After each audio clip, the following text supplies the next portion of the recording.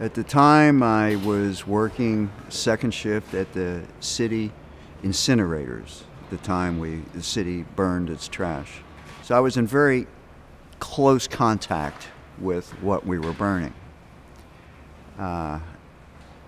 And just having something in front of you that's perfectly usable, just at the next moment, you're going to drop it down into this large furnace and burn it.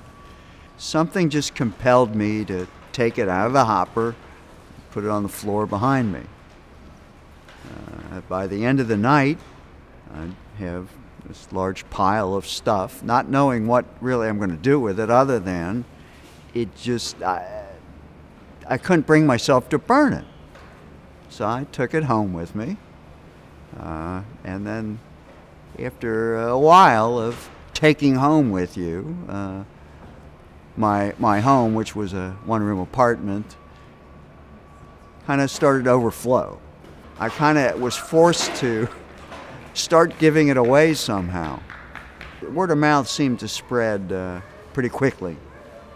The landlord of the house I was living in was gracious enough to let me convert the attic into a little store.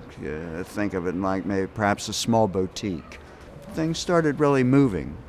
I then assigned some official days with official hours, and it wasn't long to where before the store opened there'd be a line of people on the porch and out to the street, and everybody in the house would lock their doors, and stores open, and there'd be a steady flow of people up to the third floor coming and going, taking things. And the same as word out that people were going to get something, people were started to get hip to, this is where you take things. So things would just start appearing on the porch. It seemed to be an easy place for social workers to call and try to find things for their clients. If they had a client that was strung out for a stove, it seemed that they didn't really have very many alternatives as to how to come up with a stove. So they just got wind of, I don't know, you call this guy named Frankie, and somehow they ends up with whatever it is he asked for.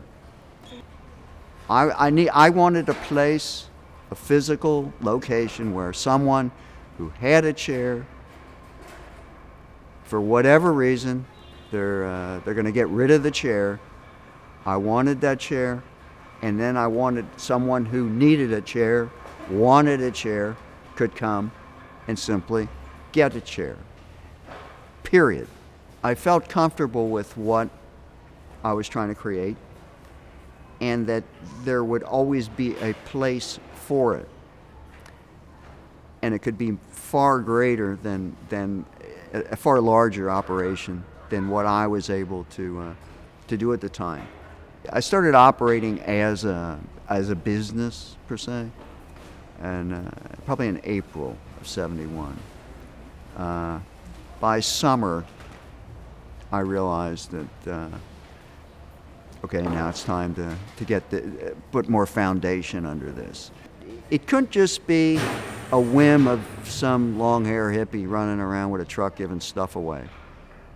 That's cute, but I don't envision that 20 years from now, I met Gibbs shortly after I was doing started Freestore.